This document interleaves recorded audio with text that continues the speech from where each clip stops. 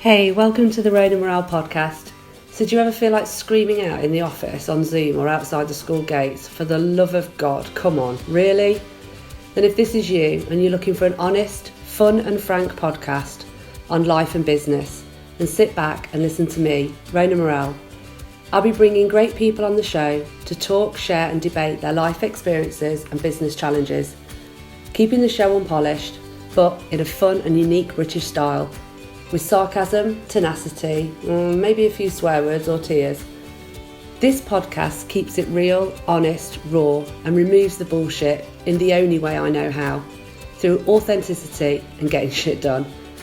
Think of it less like the Housewives of New York or Towie with the lipo and drama, and more like the house lives of the real world. I hope you'll take something away to be better informed, laugh, smile, or maybe even finally getting the confidence to shout, come on really. So enjoy.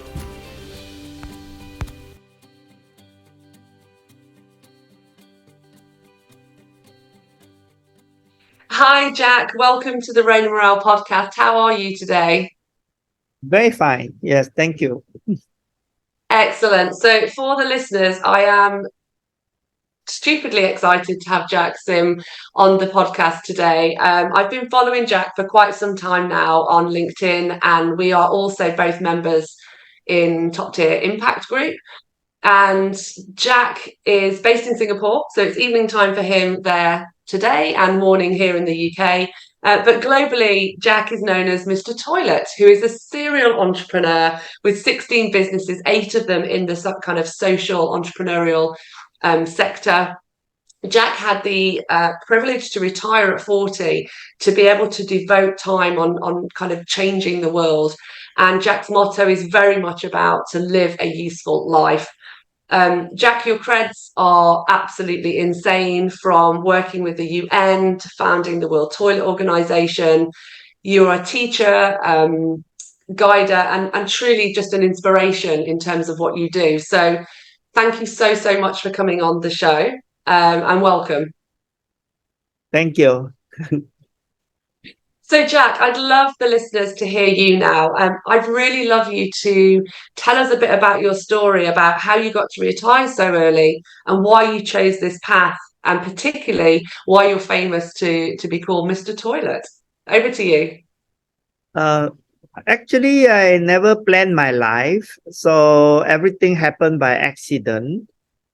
I failed everything during high school because I was always very talkative and sent to stand outside. So I Yeah. could not, I could not pass anything. I'm academically not qualified. So I went to start business when I was 24 and made a good run, founding 16 companies. And I started the Australian International School in Singapore, the biggest roof tile factory in Malaysia, and the biggest clay roof tile factory. And everything I did was just borrow money from the bank. So it's quite easy to get capital in Singapore in those days. Right. Um, and everything made money because we were in a boom period. And after 16 years, I started to think, okay, I have financial independence, but what do I do with the rest of my life? By the time I was already 40 years old, and making more money does not make good sense because I realized that we are spending time rather than money. And when we finish spending time, we die. So it's better to focus on how to spend the time in the best value. And the best value is service to society. So I start looking for what is the neglected area. Why neglected? Because the area that are not neglected, they are funded, and a lot of people will do those things that are funded. But the things that are not funded, disgusting, uncharismatic, then it's better for me to do that since I don't need funding. So I found toilets to be neglected, and 40% of the world didn't have a toilet. So I felt, wow, this is something I could do because I'm always joking and humorous, so I could laugh at myself. Or if I'm called Mr. Toilet, that is perfectly fine. I don't feel shy about it. Yeah. And I went on to make it very humorous by calling it the WTO, World Toilet Organization. And the World Trade Organization didn't sue me. So we went on to become very famous, influencing the media, and then brought in leaders like the president of India, Abdul Kalam, the crown prince of the Netherlands, uh, William Alexander, um, President Clinton, Bill Gates, Jay-Z, Coldplay, Shah Rukh Khan, Akshay Kumar. No, everybody. President Xi Jinping, Prime Minister Modi, they all join in. So I realized that, if you are able to tell story, Mm-hmm. then you facilitate people rather than you lead them. Because if you lead them, then you have a lot of burden. You have to go and raise funds. You have to have people follow. People don't like to follow people. They like to be a champion. So the Yeah. best to change the world is to facilitate them so that they become the champion. Because the satisfaction is not I did it. The satisfaction is people gets toilet. And no matter which way is done, as long as people gets toilet, that's a good thing. Wow. I mean, kudos to you. And who can say they've got Jay-Z and a few presidents on their on their list? That's incredible. And I love the way you looked at a problem that wasn't being funded and something that is so essential for public health, for your own just ability to live a prosperous life. And they are the fundamental basics of humanity, really. So talk to me a little bit more. I love the WTO as well. I think that's absolutely brilliant. But talk to me a little bit more about, you touched on facilitating people, which is a really important point around how we can change rather than beat people over a stick about something or make it an embarrassing topic. Talk to me a little bit more about your passions to facilitate. So if you watch a musical orchestra, you always wonder the conductor, he didn't do anything. He just carry a stick and he's like the great guy, right? And all the people are working so hard, playing all these violins and cellos and beating the drums. So the role of the orchestrator is actually to make sure each of the player play at his best and in harmony, because it's very easy for them to play alone. But if they were to play together, that is where the harmony has to happen. And Yeah. so I say this collective selfishness is selflessness. We have to collect all the collective individual aspiration and align their aspiration so that we can deliver the actual impact. For example, the media, they want to use me for telling stories so that they can sell more readership. So this is a mutual exploitation, which is collaboration.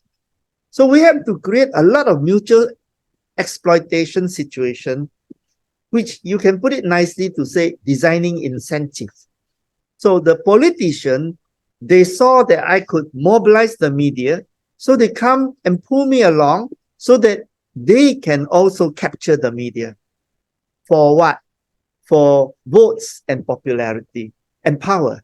So then we can capture the politician if we let them exploit us, so that we can exploit them for the mutual purpose of delivering toilets. So now they start promising toilets to all over the India and the Africa, and Even in China, when there's no votes, still need to be popular.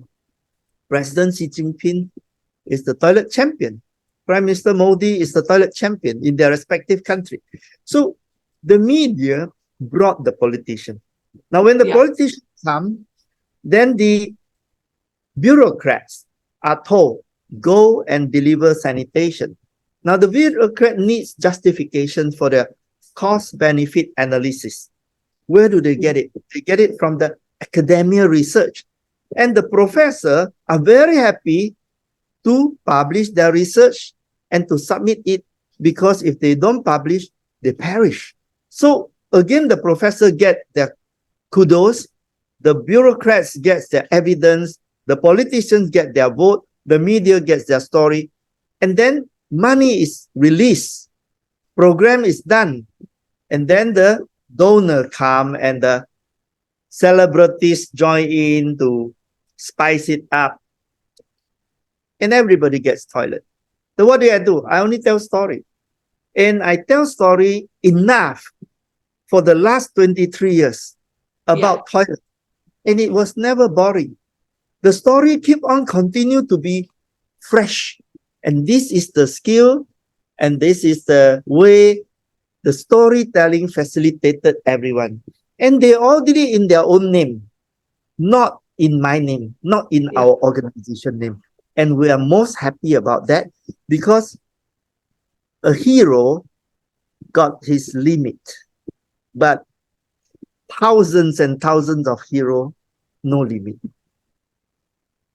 Oh, Jack, I need to somehow clone you and bottle you and have lots of people, and there are lots of people like you out there focusing on the matters that really count. And I think the simple ability to be able to access somewhere to go to the toilet in relative hygiene is a simple, basic human right for everybody, for every human. And so it's so, you can connect to that very, very much. You know, here in the UK, and we're used to clean toilets and flushing toilets, and it's only when you travel to places like I have in Asia or Africa, and you're faced with literally a hole in a floor, and you might have a screen around you if you're lucky. And I think it's important that this story that you continue to tell is continued. And tell me a little bit more about how you managed to create the UN World Toilet Day. What did that take? So I was, UN members are countries government. So I'm not a government. I'm a nobody. I'm just an ordinary citizen in Singapore. So I need my government to table the UN resolution. But they always tell me, it's no way we'll do it, because it is an embarrassment for us to go to the UN to talk about toilet. But it's because they didn't understand the problem. There was no toilet problem in Singapore. It's a developed country. So when my Foreign Affairs Minister, Mr. George Yeo, lost his election, I immediately saw the opportunity to invite him as a guest of honor to the World Toilet Summit in Hainan Island in China. And he came because, after he lost the election, he's free, right? So he came, and he was shocked to see 1,000 government officials attending my meeting. The Hainan government pays for the meeting, which is very expensive, 1,000 delegates. And they pay me $50,000 for the hosting rights. And so he says, I'm shocked. How could you, a Singaporean from a small island, able to mobilize this? So I say, we do this every year. There's a World Toilet Summit every year. And I brought you here to show you this in order to ask you a favor. Can you call your colleagues and let's table this UN resolution for our founding day, 19th of November, to become the UN World Toilet Day? And he says, we should do it. I'm going to help you. I'm very impressed. So he called the Ministry of Foreign Affairs, and sure enough, the guy on the other line says, this Jack Sim, he's going to make us so embarrassed. And George Yeo said, no, you won't be embarrassed. He's doing great things. And you believe me, I was your boss last month, right? So Yeah. they say, all right, we'll meet him. And after they met me, I told them all the things and slideshows. And they say, this is amazing. We have to help. So we table the UN resolution. Yeah. After we meet a lot of ambassadors around the world, we got 193 countries approval, unanimous in the UN General Assembly. So this is the first time Singapore ever table a UN resolution by itself. Historic. Incredible. That is historic. That is true. And actually, I don't underestimate that the journey that took, but the sheer focus from you to keep going at that for something that is and should be not embarrassed to talk about and should be a basic human right. So thank you, Jack, for continuing to do that, and congratulations. That's just absolutely incredible. Um, who was the first person you told when you got all the votes in? Who was the first person you called and told the news? No, I was watching in Singapore. Mm-hmm. It was July, I think, in the UN where all the ambassadors met at the General Assembly.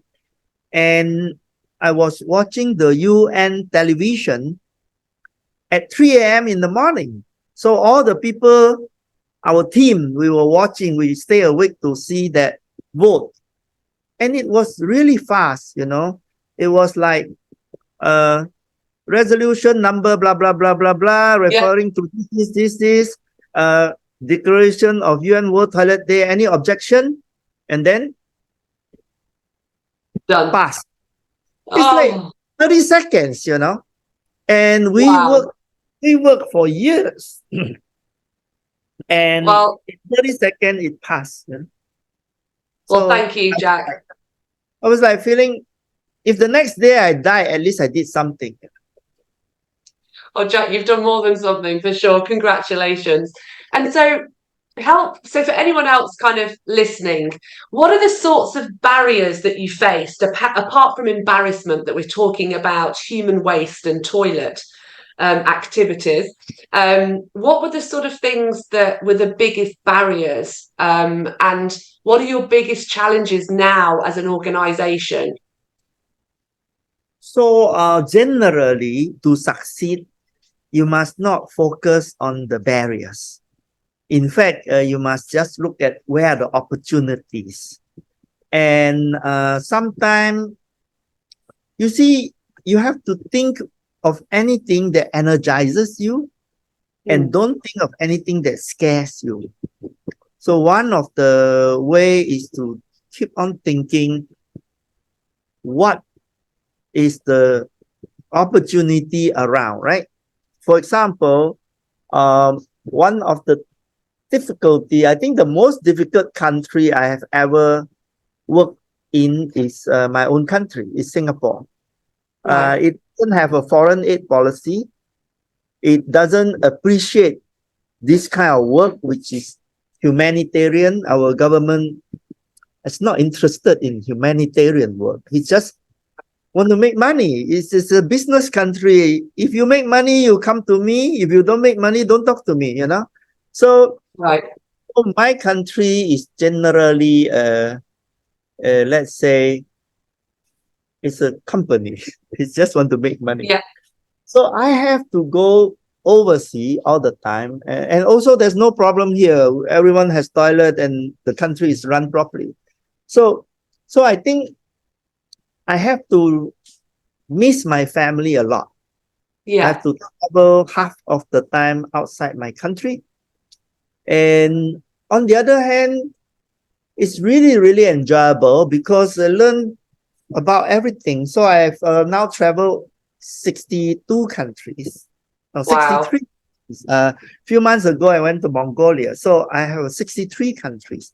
And I'm 66 years old, so I need to travel 3 more countries Three more. before I'm going to Namibia. So there's one more, but I still owe two. Maybe the next year I'm 67. I gotta top it up with Uzbekistan and all the stun country like Kazakhstan.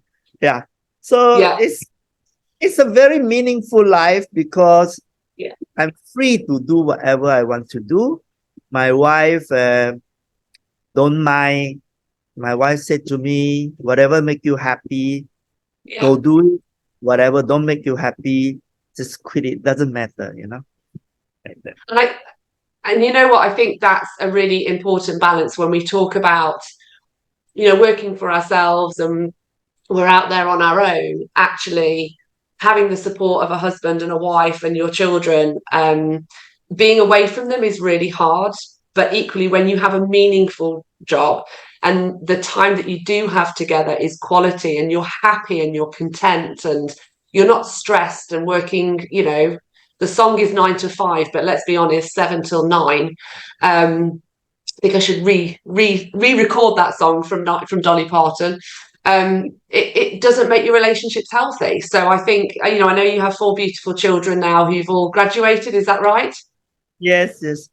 But I want to correct that working hard is a bad thing. I work very hard. I work from morning till midnight every day, Sunday, Saturday, every day, thinking of how to do a better job with two Yeah. things. One is the World Toilet Organization, but I also set up the BOP Hub, base of Pyramid Hub, to end poverty for 4 billion people. And Wow. this is coming out from the confidence that the last 23 years we have actually delivered proper sanitation to 2.5 billion people. And I didn't do it. I orchestrate everybody to do it because it was a neglected subject. So now for Yeah. ending poverty, all I have to do is to copy everybody who has already done good solution and take their solution and share it with everybody else. So if Yeah. every solution goes to 100 places, you will have 101 solution. And then that Yeah. 100 places can go to other places. So I think we can end poverty very quickly if we copy and adapt. And they are all business models. So you just have to invest a little bit of this fund Yeah. for them to train how to help themselves. And I think the charity model has never worked. We have to No. build capacity. The charity model is like, if I give you $100,000, how many toilets do you build? No, don't do that. We have to take the $100,000 and train the people to do it themselves. Invest in some startup to Yeah. manufacture toilet locally, and not the American startup, but the local people startup. You don't need a white person to go to Cambodia. You don't need a white person to go to Africa. You need the Yeah. African to do it themselves, right? So all you have to do is to help them, and then they start, and don't do it for them. Train them and then give them full ownership. Yeah. And recently I read about a military coup in Niger. Yes. Uh, and all the people in Niger were so happy about the military coup. And then you Yeah. say military coup is no good, but they overthrow a puppet that Macron installed. And so I thought, Exactly. why not? Why not? The people are taking in their own hands, their own country, their own ownership, and they are very happy. So there's no need for these white people to go to Niger to pretend to help them, but actually they are just taking their uranium, isn't it? Yeah, and actually, Jack, I've just finished reading Prisoners of Geography, and I'm halfway through Africa is Not a Country book, and it's talking all about that. There's actually a movement. It's called No White Saviors (NWS), and this constant view of of us in the UK and America, etc., that just look at Africa as a poor, Uh, corrupt country. And when you dig down, it's a bit like being a child. Keep saying why? What's the cause? And you hit the nail on the head. There's somebody who's been put into place who was never supposed to be there, run by somebody else in Europe. So yeah, I do wish that through podcasts, through teaching, that more of these stories are empowered to people so they understand the actual facts and not just the false narrative story that we often hear. Yeah, because I go to Africa a lot and I find the people are just like us. You know, when Trump said these are shithole countries, I think it's very condescending.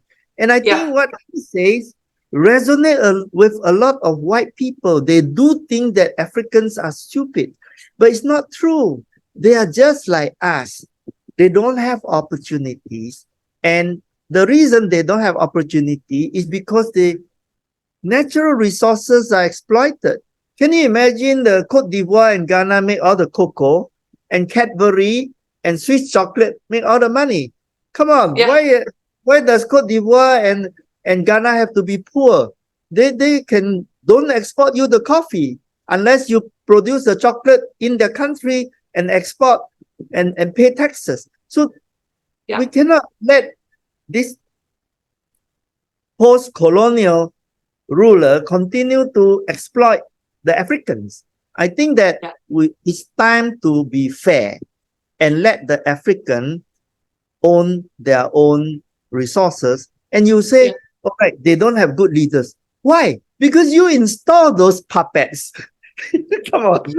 Exactly, and you all met up a couple of 100 years ago and drew some dodgy straight lines to say, well, that's mine and that's mine, and so it's just, yeah, I just, in a way, I feel embarrassed that it's taken me years to get to this point of knowing this and understanding, but I think I think having people like yourselves and myself as well, exposing the actual truths. You know, it's always about, there's always a cause to an action. And so we talk about climate change, and actually it's systems change that's required. Um, Tell me more about your next mission, whilst I know you're not putting the toilet one aside, about the ending poverty. I'm really interested to hear. I know you touched on it there about your approach. You're going to lift and shift what you know works. Um, what sort of small wins have you had so far, and tell me more about it? So I tried to do it big and then I realized no, you cannot. You have to start small, but you have to think big first. Then you start small, then you replicate it. So Yeah, a few things. One is we are now working with the Asian Development Bank to create an algorithm that could take data from the any local countries or cities. And once we put in the data, it will yeah, crunch out the cost benefit analysis of not having toilet costs you so much expenditure, loss of yeah, income, healthcare costs, pollution of river, medical fee and land value yeah, potentially improve, right? And all the tourism income and everything. So okay, you lost this money.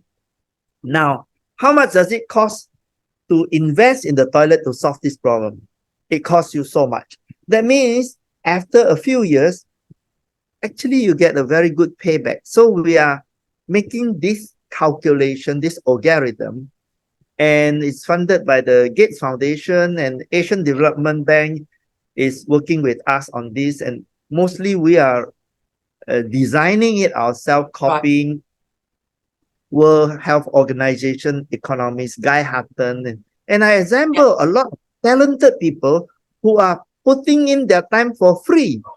These are yeah, excellent people, but they are putting their brains into this to run it. So I only employ an intern to coordinate everybody, and we yeah, create this. So this is the first one. The other one is we have solved um, human trafficking of construction worker from Bangladesh to Singapore. So the Right. mafia used to be training them and arranging their passport and certification and teaching them to pass their skill Test. test and teach some simple English. And they charge them 10,000 Singapore dollars, which is like, 7,500 US dollars. And that's Yeah. too much. And so we have now reduced this whole thing to just 1,500. And the solution is to directly employ them into Singapore, bypassing the mafia. So to do that, I work with the world's biggest NGO called BRAC in Yeah. Bangladesh. Take care for their people, and the mafia cannot attack BRAC. And the Right. Singapore government, I persuade them that for our own good image, we should disintermediate the mafia. And the minister was telling me, it's over there. We don't know how to do it there. I say, no, you just leave it to me. I will work with my partner, Yeah. Bragg, in Bangladesh, as long as you tell your officers that we won't need it to be tested in Bangladesh. We'll test in Singapore. Then all the Yeah. problem will go away. So this problem, which was 30 years old, gets solved. And once it's solved, the government says now the same rules will apply to Indian workers, to Sri Lankan workers, to Myanmar workers. And you see, I don't have to do the rest of the country. It just No. changed the system. And I think when this system changed, we can then take this to Dubai, to Saudi Arabia, to wherever, Israel, and you can do the same thing, bypassing the. And Jack, one of the things that I'm hopefully soon working on a big project, working in Indonesia actually on poverty and humanitarian issues. One of the things that has come up in my mind, reading the books and looking at historical data, is just the strength of power and will politically through the corporates that sends a slight shiver down my spine about the levels that they go to protect their income flows. How do you deal with that? Or how would you answer to someone like me who's thinking, I want to dive in and go for it, but there's part of me thinking, someone's not going to like this. I don't normally mind. I like to break rules, but you're talking about mafia. You're talking about politicians. These people don't mess around. I mean, you can also make the corporate equivalent of a mafia. I mean, going to Niger and get their uranium without paying them a proper price is mafia, right? And Yeah. and and, and I think the funny thing is this: while they're accepting and extracting, they have to pretend that they have a ESG program going on, and then they have a sustainability program. So why don't we help them to pretend? And why don't we help them to start to do good? Because what Yeah. happens is it always starts with greenwashing, pretending. And then what happened to pretending is that you actually promise people. That's a good hook. And once they Yeah. are hooked, then they actually promise their staff that their company is actually caring and good. So if you Yeah. do that, you start with faking it, and then you get hooked, and we then hold them accountable to do it for real. So I think it's good to help them to pretend, and slowly they might even change to be really good. Not so fast, but step by step. Yeah. Do you know what? That is so, yeah, it's perfect because I think doing what I do and trying to work with people and consult in this space, if I was being really honest, most people, if you were honest back to them, would never employ me because they'd be like, well, that's not going to happen. And no one will, well, no, you're too purist.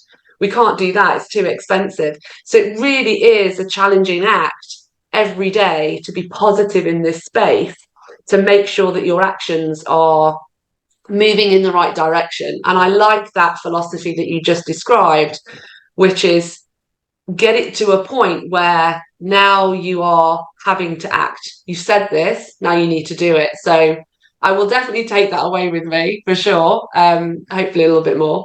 The purist approach is not good because purists are extremists. Yeah. So when they have no solution, what does extremists do? They break things. They protest. They burn out. Like in Hong Kong, they burn their train station. And I say, well, why are you smashing window of your shops and burning a station in order to get a better society? Come on, this is stupid, right? You can get a better society by making it better, not breaking it up. So I think confrontation is not solution. You have to, you see in pugilistic art, you have got karate and taekwondo. So these are tough. You go and punch and break something. But then you have the other type called tai chi and judo, where you never use your own strength. You follow the strength of what's going on and you guide the strength and fall the person down by tripping him or even very soft way. So if you are able to use tai chi or judo, I think you're incentivizing a solution. But if you are using karate, you are actually confrontational. And I don't know, the West always believed that if anything happened, all you have to do is to write some placards, put a few words, and get 100 people to go to the street to carry it, and the problem will be solved. Cannot be solved like that. That one I don't understand. Yeah, this is an interesting one. I have been to one protest in London, the big one, and part of that really was to look and feel and digest it all. But equally, you're right. I think for a lot of people, we act too quickly, and sometimes I can do that. I can react angrily about something because you're passionate, but actually, it is take that step back. And how do you deal with it in a way that it works? I suppose, it works. If it don't work, don't do it. This extinction revolution. Yeah, they're just causing traffic jam. And I asked the founder, one of the co-founder, I said, so what do you achieve by causing all this traffic jam? And he says, awareness. I say, everybody is already aware about climate change. They just don't want to switch off the aircon. They don't want to stop driving. And blocking traffic doesn't change their habit. They will continue to fly on planes and go shopping. Yeah. The real solution for climate change is actually very simple. It's called don't buy. But who will not buy? Oh, Jack, honestly, I think that's probably the perfect place to end this particular session. And you're right. Just don't buy. I know my bank balance would be much happier. Jack, seriously, thank you so much for coming on. You have a wonderful way of telling the story and influencing people to change behaviour, and that's ultimately what we need to drive systems change. So if you just stay on the line, stay there. But for the listeners, thank you very much, and I'm going to say goodbye. So thank you, Jack. So that's it. You've made it. The show's over. Thank you for being with us. I hope you've been able to take something away, maybe solve a problem, or just know you're not alone.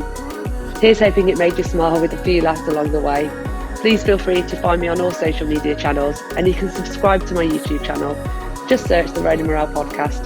Have an awesome day and see you next time.